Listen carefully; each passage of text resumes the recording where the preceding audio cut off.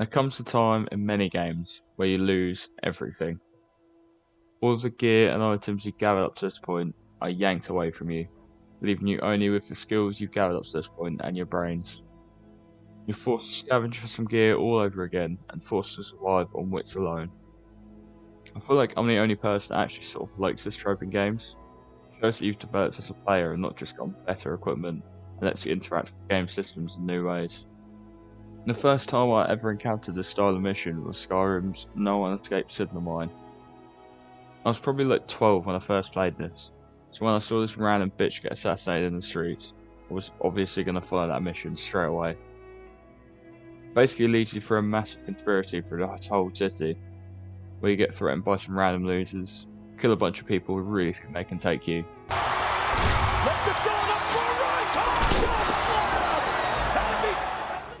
And when you get close to the truth, they end up chucking you in prison.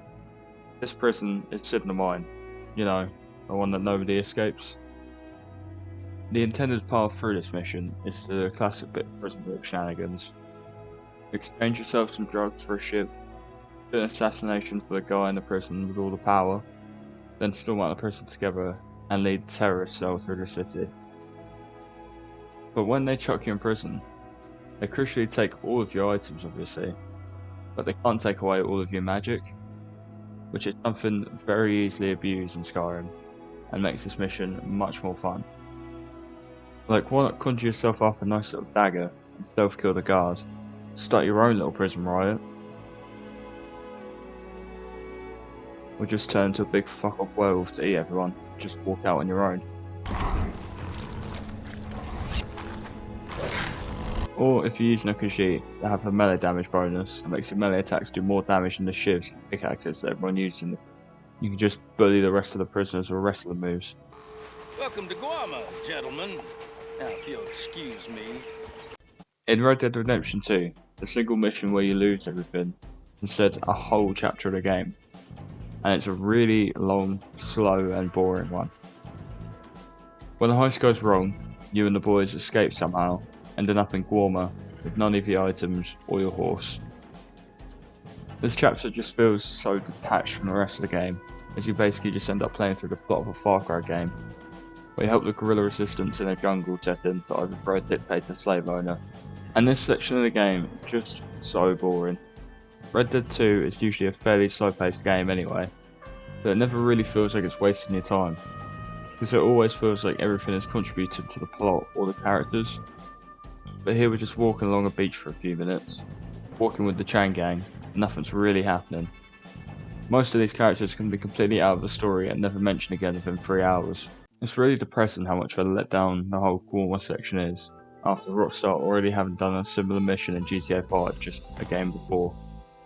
Dead Man Walking, where you get into a morgue, pretending to be a corpse, and have to fight your way out with just the basic weapons you find on the way. But then on your way out you can grab all your weapons again, all said and done within 10 minutes. A random little mission to push along the story is done fairly quickly. Like, this mission's not a masterpiece by any means, and isn't near GTA 5's best, but still just a bit of quick fun. You can finish this whole mission in the same time it takes just to walk the chain gang in Guama. There comes a time in many Metal Gear Solid games where you lose everything. All of the gear and items you've gathered up to this point are yanked away from you, leaving you only with the skills you've gathered up to this point and your brains. If you've ever played a Metal Gear Solid game, you'll know that Kojima absolutely loves these sections in games. Metal Gear Solid 1 has you get captured and tortured, MGS 2 has you get captured and tortured while naked, MGS 3 has you get captured and tortured while naked Snake, and of course in all of these sections you have all of your items taken away and moved just out of reach. Then of course from there you're left to rot in a prison with a single suspiciously stupid guard watching you. Just so that you know, I really couldn't be bothered to play through all of these games again to near ending just to get footage of these sections. So I took footage from these videos, and watching these just showed me the weird and funny ways that you could escape from this that I didn't even know about. Like using a ketchup packet to stage your death, making Snake dizzy by spinning him around in a menu to make him throw up, which then forces the guard to come and check on you. But in the end, I'm just glad everyone went through the same hell of cartwheel kicking all of the enemies and stealthing around, all while hiding your cot in Metal Gear Solid 2. In Dishonored, when you get captured, they take your stuff and put you in possibly the worst prison ever. It's basically just a bucket in the ground with some wooden planks covering the top. Bear in mind these people that have captured you know you have magical powers, so you quickly hop out of there, and they've left you with a sword, health and magic potion just on the side. Then, considering how little you use most of your gear in this game, especially when you're doing a non-lethal playthrough, you could probably just carry on fine without collecting all your stuff, just beat the game without most of it. They obviously can't take away all of your magic, so you can always still just teleport behind people and choke them out, or just teleport above them and stab them in the head. Breath of the Wild has Eventide Island, which, if you played Zelda when it came out and explored every single corner of the world like a normal person, you will have had to come across eventually. This is an island that strips you of everything you have, literally pulling you down to your pants, forces you to scavenge for all of your weapons and gear to survive. Basically, putting you all the way back to the start of the game, where you have nothing but twigs to defend yourself. When I went back to play this for the first time in about 7 or 8 years on a new save file, I realised how brutal this truly was for a new player. Literally just standing in the wrong place on the island would one hit kill you, and there was no ability to save on the island. So you'd have to travel all the way back again after you died and start again.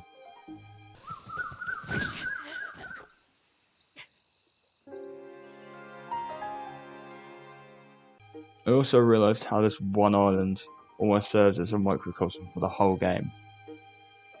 Because as Breath of the Wild is basically all just about preparing yourself for the Ganon fight in the centre of the map. Eventide Island, you just scavenge and get your shit together for this big Hinox fight in the middle.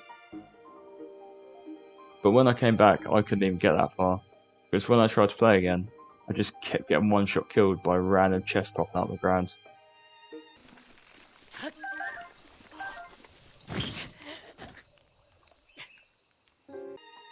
So even though they take everything from you, this is basically still a late game mission, because you just need to beat a bunch of shrines to get yourself some health first.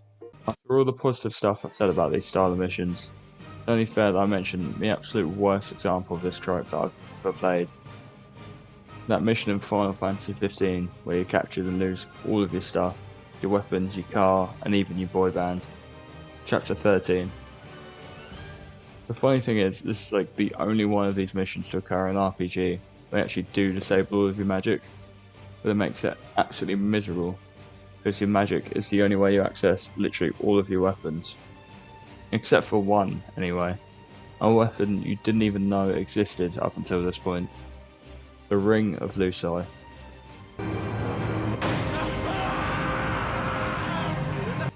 A ring where you just hold a button to damage a single enemy in front of you and slowly drain their health away. Later on they open up new spells for you to use with the ring, but the whole chapter is pretty much just you walking down the corridor holding the attack button. Whereas in the rest of the game you're teleporting and flying across a battlefield, throwing magic grenades and setting up big team attacks. Just to let you know, I've only ever played this after they buffed the ring and made this chapter more playable.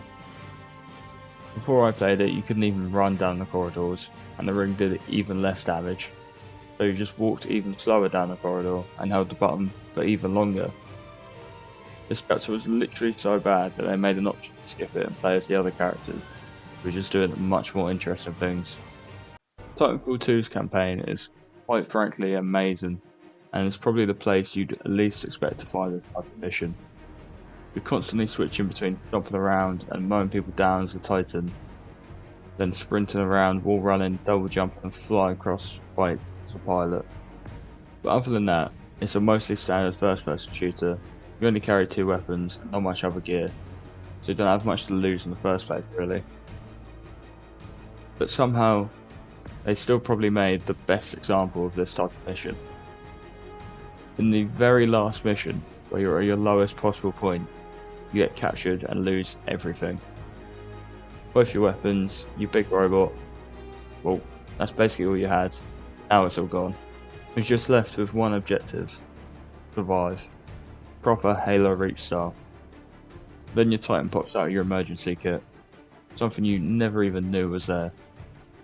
Inside that is just an ordinary looking pistol and a data knife, just like anything you've been using for the whole campaign. But when it's equipped, the game tells you that this is a smart pistol. A weapon that auto-aims and locks onto enemies, and all you have to do is pull the trigger. A weapon that's so overpowered in the first Titanfall's multiplayer that they had to make it into a special weapon in Titanfall 2. And now, when your back's against the wall, you've been given one with unlimited ammo. This lets you mow through people like you're in the Titan, but with all the speed and mobility you have as a pilot, and it's just the most freeing experience ever. It's the very last mission of the game, and you're in a mad rush to stop a world-ending threat, and it's just let you become so incredibly overpowered, while looking and feeling really cool. It's almost like the game's turned into a spectacle player rather than a shooter for the last mission, and just brings a really perfect ending to the campaign. Like, this is the perfect ending to this video. If you enjoyed this video, like it, subscribe to the channel and have a look in the description. There you'll see a link to Proton VPN you can get a discount from by clicking the link, which also helps the channel, and also you'll find my Twitch there, which I'm trying to stream on more often, so I'd love to see you there.